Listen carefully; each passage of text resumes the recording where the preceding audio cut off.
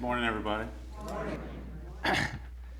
It's funny, Hugh said he's looking forward to what I'm going to say, and I was going to start out with a story. I live in Athens, and I often get invited to speak at the university to different groups and classes, and I was waiting to go in and speak to a group of teachers a couple of summers ago, and the organizer was standing out in the hall, and she said, "I can't wait to hear what you're going to say." I said, "Me neither." And it's often how I feel, and it's funny, I was taking notes last night, and we stayed with Frank and Lynn, and we were talking this morning about it, and how it drives my wife crazy that I'm not quite sure what's going to happen. We're going to go do a training or workshop together or something. I'm not quite sure how it's going to go. And I was wondering, I woke up early this morning thinking about it. What am I going to say? And I realized that we're going to do a workshop today on nonviolent communication later, just a taste of it a little bit. And one of the biggest questions of nonviolent communication is, what is alive in me? What is alive in me? And I think that that's why, for me, I never know quite what I'm going to say. I never know, because it's in the moment. It's in the moment. I feel touched being here, and I'm not sure exactly why, but I think it's something about the way that the service itself is set up. So many things resonated with me. The song, I thought if we sang that song 10 times, that would probably be the same thing as if we did the workshop this afternoon, about seeing the way we see one another. When Chris, you said something about the structures and the way that we look at structures in our world, that's so much of what the work we do is. My message is today, when I think about what's alive in me in these times, is that on the one side, I've got fear. A lot of people have fear right now. I talk to people all the time, and they're afraid. And not without reason, I would say. I'm not selling a dream, right? Not without reason. But on the other hand, I have hope. And the hope that I have is that transformation is always present. The potential always exists. And so when we were talking about what would our theme be today, that old verse came to me from the Bible about don't conform, but be transformed. And how rich that is for me. I want to say a little bit about how we might experience this transformation in ourselves, in our relationships with others, and in the community, in the world, in the systems that we find ourselves embedded in. Now, my story, part of my story at least, starts when, at the age of 18, had been out of high school less than a year, and I shot a man in Valdosta, where I grew up, and killed him, shot and killed a man. There's two things I want to say about that. One is, he didn't do anything to deserve what happened to him. There's no story that explains, there was nothing on him, no blame on him at all. And quite often I meet people now and they'll say, "Oh, you seem like such a nice guy, surely something must have happened, you must have had some reason." But ultimately, whatever it was, it didn't have anything to do with him. The second thing I want to say about that is that when I pulled the trigger on that gun, in that moment, it made total sense to me. It made total sense. And I would say that when any of us do anything, when we do it, it makes sense to us in that moment. And we may regret it 5 seconds later or 10 years later, but when we do it, it makes sense. And a large part of the work that I do has to do with recognizing that. Because without knowing that, it's hard to understand what to do next. It's hard to look out in the world and figure out how are we going to address so many of the problems that we see in front of us. But I assure you, at least in my experience, that anything that anyone does makes sense to them in the moment that they do it. So I got a life sentence for my crime here in Georgia. Now, at the time, I was sent up to Alto, which is a prison for young offenders, young prisoners, everybody. And I don't think there was many people there that were under the age of 22 or so. I mean, over the age of 22 or so.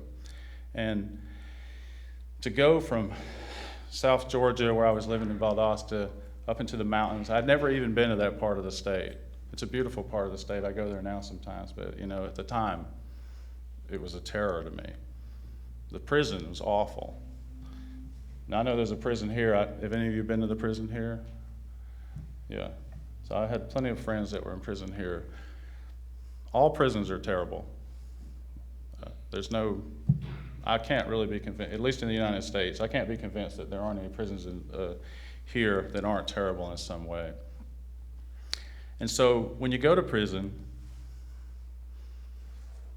especially as a young person, a lot of what you have to do is you just have to learn the ropes. You just have to learn how to survive. You have to learn what are your boundaries, how do you stand up for yourself, how do you stay safe, how do you not get stabbed or raped. And it's incredibly, incredibly violent. And I'm not sure now, I've been out for a while, but that was in 1985.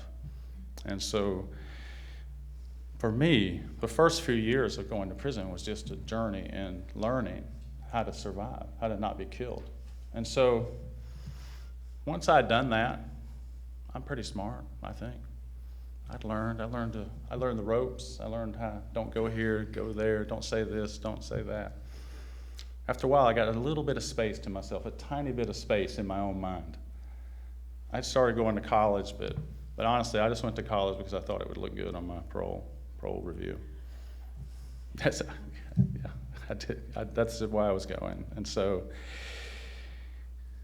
I was sitting in a dorm one day, and the dorm was open. The place used to be a tuberculosis sanatorium, so it had these big open bays. It had been a hospital. And I was sitting in the dorm, and I see these guys running, 5 or 6 guys running up the main aisle. And they have brooms and mops, and they're swinging these brooms and mops, and they're screaming.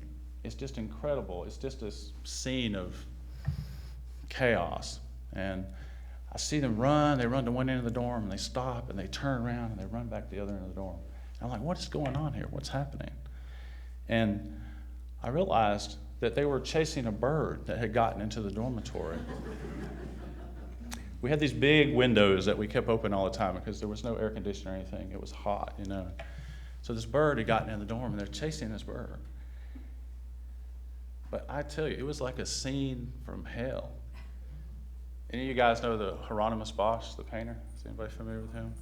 Some people nodding their heads. So he paints these pictures, and they're just incredibly grotesque. And I'm sitting there, and I'm looking at the scene, and these guys are running and screaming. They're trying to kill this bird. And I had this thought arise in my mind. What am I doing here? What am I doing here? I wasn't stupid. My friends that I had grown up with were going to college. They were doing all kinds of things. Why was I here? Well, why am I here in this scene? Why am I witnessing this? And I didn't know the answer. But what I knew was there was something wrong with the way that I was thinking. There was something wrong with the way I was filtering the world. And that was enough. That was enough for me to begin to consider. Because up until then, you couldn't have told me that I was wrong about anything. I don't know how it was for you when you were 18 or 19 or 20, but I was pretty sure I had it figured out. But that opened me up to this understanding that I didn't really know anything. Why am I here? So I started going to college then and paying attention. Taking into account what these people were telling me. I started reading books and anything I could get my hands on. Philosophy and religion and psychology and mythology and anything that would capture my interest. I began to meditate, I began to practice yoga and a lot of other things. And at some point I realized I was asking myself a question. And I think this is the question one of the questions I want to offer you today. What does it mean to be a human being? This is a question. I don't have the answer, right? This is how we can live this question. I live this question. What does it mean to be a human being? And for me, the power of transformation lies in that question.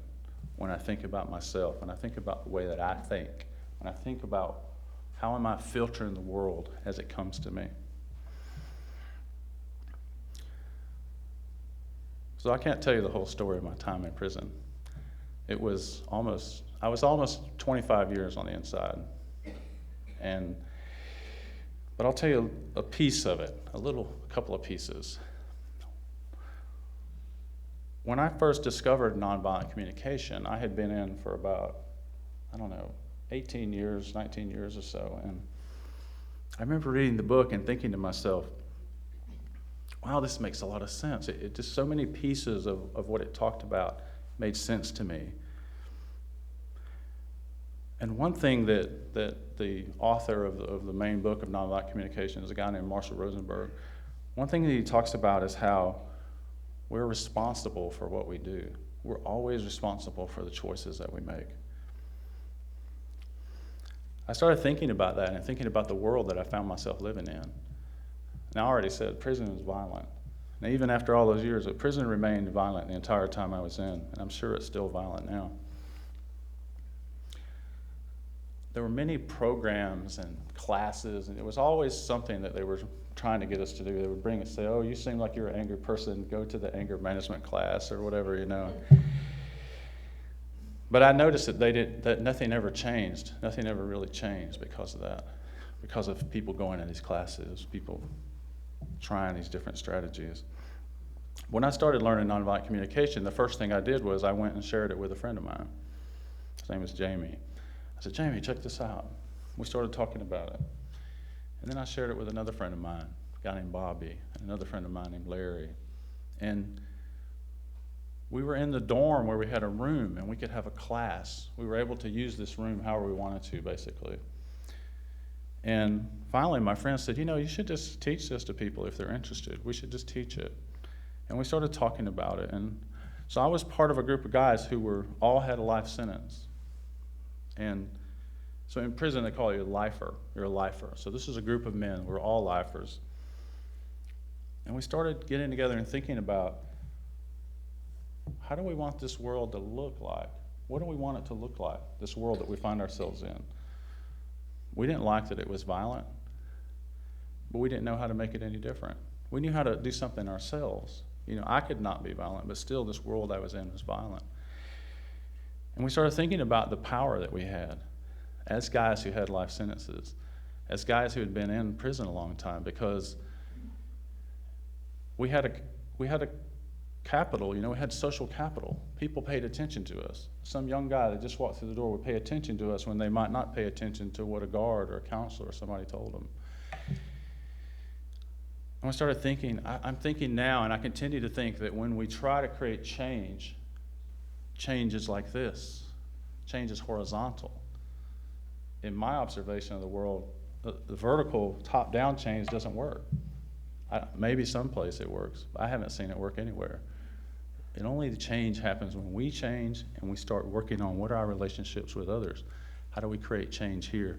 How do I create this little bubble and let it grow and grow and grow? And so we started doing that. We started sharing these skills with people, this work with people. I think about this guy, his name was Roger. Roger was a guy who was always getting into fights. And you could look at him sideways and he would want to fight you.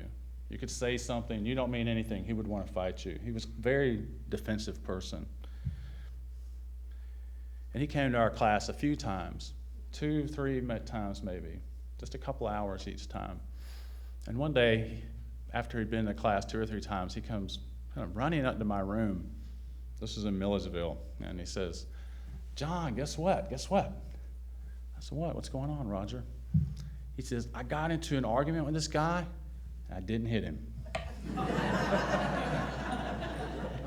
that's peace, right? That's peace. I didn't hit him. Now, I knew Roger had hit plenty of people, right? And I said, Roger, why not? Why didn't you hit him? He could have gotten away with it. He was in a part of the prison where he could have gotten away with hitting him. He said, I realized what he was saying didn't have anything to do with me. It It had to do with him. It had to do with the way that guy was thinking. Now, maybe you already knew that, but Roger didn't know that, right? And I've noticed a lot of us don't know that, right? A lot of us run into the world, we're in conflict with our relations, our people in our circle, and we think what they're saying, what they're experiencing is somehow about us. But in fact, it's often, usually, not about us. It's about them and what their experience is. And so I would think the second question, the second level, if you will, for me is, what does it mean to be a human being in relation to others, to my wife, to my friends, to my coworkers, to the people in my community? I'm going to tell you one more story. And this was the time that I was also in Millersville, and for many years, I lived in prison thinking that I wouldn't get out. I had a life sentence. I didn't see anyone like me getting paroled. My friends, no one was getting paroled. And one of my co-defendants we were writing each other letters, and I'd written him, and I said, look, you're only hurting yourself with this longing to be free, because it's not going to happen for you. It's not going to happen. So better to figure out, what do you want to do? How do you want to live your life? How do you want to impact the world where you find yourself right now? I send my letter off very righteously, and it comes back to me, and on the back is this big red stamp that says released. Right? We could write a hymn about that, right? Released. Now, it's interesting because when I didn't think I was going to get out, I didn't have any fear. I had no fear. I was ready to do what I needed to do, live my life. But as soon as that potential opened up, suddenly I had some worry. What if I don't get out? And I started working on it. I started writing people and getting friends, people in my corner. There's a whole process you go through when you're trying to get paroled, of asking people to help you. And I realized one day that I was going to write a letter to this friend of mine and ask him to do something on my behalf, make a phone call on my behalf. And I hadn't done it. I hadn't written the letter. And I asked myself I said, why? Why haven't you written that letter? I learned to talk to myself in prison, okay? Often there wasn't anyone else I wanted to talk to. So I sat on my bed and I thought to myself, why haven't you written this letter? What's going on? And I probably sat there for 40 minutes or so thinking about it. And then I realized I hadn't written the letter because I didn't think I deserved to get out. I didn't think I deserved to be free. And so even though if you had come and opened the door and said, you can go free, I would have gone free. I would have done it. But yet somehow I was unwilling to take a full action for myself, to act fully in the world. Now I carried that I carried that with me for a while, like, what do I do with this? Why is it? Why am I in this, why, I'm not saying it right. It's not why am I this way. It's like, what do I do about being this way? What do I do? Here I am, I want to be free, but yet deep inside myself, I don't believe I deserve it.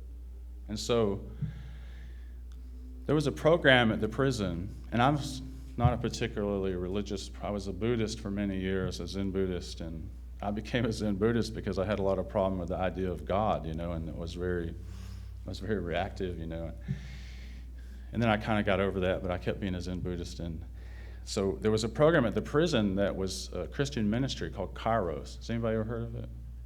Yeah, a few people are nodding their heads. So this is a ministry where they come into the prison for 3 days. There's some symbolism there. They come in for 3 days, and their mission, these are people from different denominations, different churches. Their mission is simply to show up and show agape, to show love, right? The selfless love. They didn't talk about, should you dunk them, should you sprinkle them? They didn't get into these debates, right? They set their differences aside, and they came there and they would show us agape. And so we sat around a round table, and it's funny because circles are really big in my life now. I spend a lot of time in circles with people, but we sat in a circle talking as equals, as men. It was all men. And I felt a shift in me. It was the first experience I had really had for a long time, maybe ever, of being able to be in a place that was safe, where I could simply be myself with these people. And so at the end of 3 days, I felt like I knew them. All we did was sit and talk about what it was like to live our lives. They did and we did. And we didn't judge each other. We just were with each other as human beings. And I shared the story with them that I just shared with you about, I want to get out, but I don't feel like I deserve it. And they didn't have the answer. They didn't know what to do, but they were with me. They felt it. And there was a guy there who was a minister, and he said, "John, do you want to pray about it?" And I said, "Sure. Won't hurt me." I'm a skeptic. You ask my wife after the service. I'm a skeptic. It gets on her nerves sometimes. But I said, "Sure, I can pray." He said, "All right, come sit with me." His name was Robert. We sit down, and he says, "John, I want you to say this prayer with me." I said, "Okay, but I don't know what's going to happen, you know." He said, "Do you have any faith at all? Any?" I said, "Yeah, I got a little bit." He said, "That's enough. Let's go." He says the prayer. I can't remember to this day. I don't know what the words of the prayer were. It was simple. It was short. It was less than a minute probably that he said something. But I had an experience. I don't know what to call it. I had a transformative experience in my body when he prayed, when I prayed with him. And I was telling Hugh, and I stayed up late last night talking, and I was trying to describe it to him, and I was thinking about it again this morning when I woke up. How do you describe this? But I had an experience of my body being filled with some kind of energy. Now, as I said, I'm a skeptic, right? So part of me was saying, what is going on? Why am I experiencing this? What is this? What's happening? But somehow, at the end of that, I felt lighter. I felt filled with energy in some way. And it's not so much that I didn't feel forgiven, because I don't think that's a feeling, right? I felt that someone had given me mercy, or I had received mercy from the universe, whatever you think, however you conceptualize of it. Something in my world, in this universe, had given me mercy. And I realized that I didn't deserve to get out. And that's not what I was asking for. I wasn't asking to deserve. I was asking for mercy. And then I was able then to ask for what I wanted. I was able to write my friend and say, "John," his name was John too. I said, "John, will you write this letter for me?" I was able to say to the warden, "Will you help me?" And when people would say, "What do you think you deserve?" I say, "I don't know. I'm glad I'm not getting what I deserve. I'm asking for mercy." Now, the work that I do today, a lot of it has to do with something called restorative justice. And sometimes it becomes that we call transformative justice. And I think about what was in me that was telling me that I didn't deserve to get out. It's what we call retributive justice or punitive justice. It's the system that all of us find ourselves in when we talk about systems, and the way they affect us. When we teach restorative circles, or when we do restorative circles, there's 3 things that we do. We get people together in a circle, and we try to figure out, how are we right now as human beings? How are you right now? And then we say, what were you looking for when you decided to do that thing? These circles are about things that are painful to people. What were you looking for? If you take care of those 2 things, how are you right now as a human being? And what were you looking for when you decided to take that action? And people get understanding. They can take self-responsibility. What emerges, if you can help those conditions happen, is people begin to offer what they want to do next. People begin to say, I'm sorry for that. They begin to repair the damage. They begin to figure out what led them to make the decisions they made. And they begin to come up with plans together for how things can be different, how their relationships, how their systems can be transformed in some way. We do this work in communities. because we believe that communities hold the power to create change within themselves.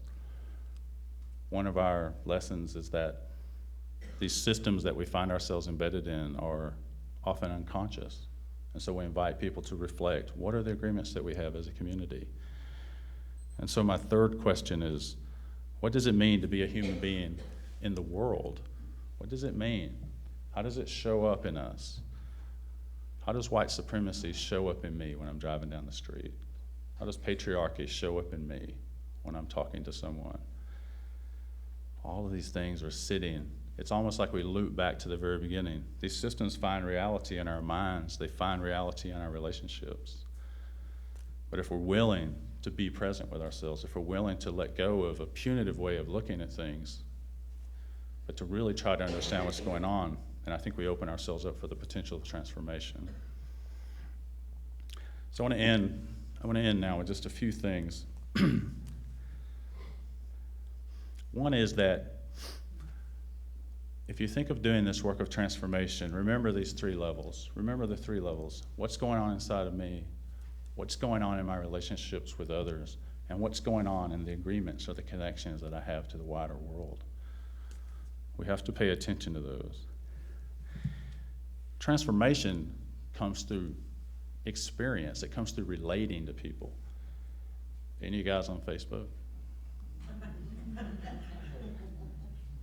If any of you tried to engage someone who had ideological differences than you on Facebook, has anyone had that experience? Raise your hand if you've had that experience, right? Has it worked for anyone? Because I want to talk to you if it did. There's a reason it doesn't work. It doesn't work because facts don't change people. Information does not change people. It doesn't. I've got a friend who's a researcher at the University of Georgia. He's shared papers. It doesn't work. I can give you all the facts in the world. I can make the most sense in the world. And if you think differently than me, if you decide differently than me, those facts, they actually, not only will they not change the other person, they'll cause them to become even more the way that you don't like. They'll entrench their position, as we say, in conflict management.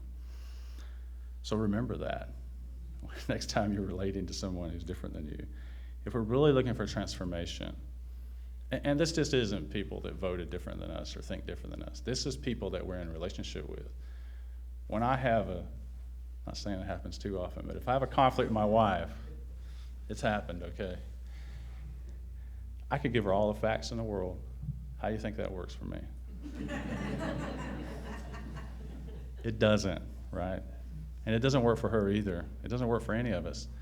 Because it's not about, I'm not saying don't have facts, I'm not against reason, but what we need to lead with is relationship. We need to lead with connection. We need to lead with being, I forget how the song goes about the heart, seeing each other. I don't know if anybody remembers. When your heart is in a holy place. Right. When we're there, right? That's what we talk about in nonviolent communication. Heart-to-heart connection. That's what we're looking for. That's where the power of transformation lies at. There's another thing about transformation. There's a kind of paradox, right? I'm in this business breakfast on Tuesday mornings, and the guy says, "Oh, it only took me 10 years to be an overnight success." You ever heard that? That's how transformation works too, okay? When things are transformed, it's instant. It's instantaneous in us, in others. But yet it takes a continual application of practice, right? Whatever your practice is of being in the world, trying to create change, keep doing it. And when the transformation comes, it's going to come swiftly. Has anybody ever read the book Les Miserables? A few people? Yeah. I had plenty of time to read when I was in prison, so I've read a lot of books, but this book is really, I found it difficult to read. It's huge for one thing, and it's super full of detail. It's just an amazing story. I recommend it to anyone, really. But something happens at the end of the book. There's a sentence where the main guy in the book, his name is Jean Valjean. He goes to prison for stealing a loaf of bread. And there's this guy that chases him throughout most of the book, this guy's name is Javert. And so Javert is righteous, he's a policeman and all, he's doing everything right. But somehow their roles are reversed in the way that you read the book. And at the end, Jean Valjean is laying on his bed and he's talking to the young girl that he cared for. And he says this line, "To die is nothing. To not live is horrible." And I remember when I read that line in the book, I started crying. Now maybe because I was almost at the end of this 800-page book, but something happened, and I thought about this when I was thinking today about how transformation works. That one line and that one sentence in that book, suddenly the entire book for me was transformed. Has that ever happened when you're reading or seeing a movie or something? Something happens and everything that's come before is changed and everything that comes after is changed. Something about transformation operates outside of time as we think of it in a linear fashion. So death is inevitable, like Jean Valjean said. But with our ongoing practice, the transformation is always present to us. It is always available to us. That's my message to you this morning. I thank you for your time. Thank you.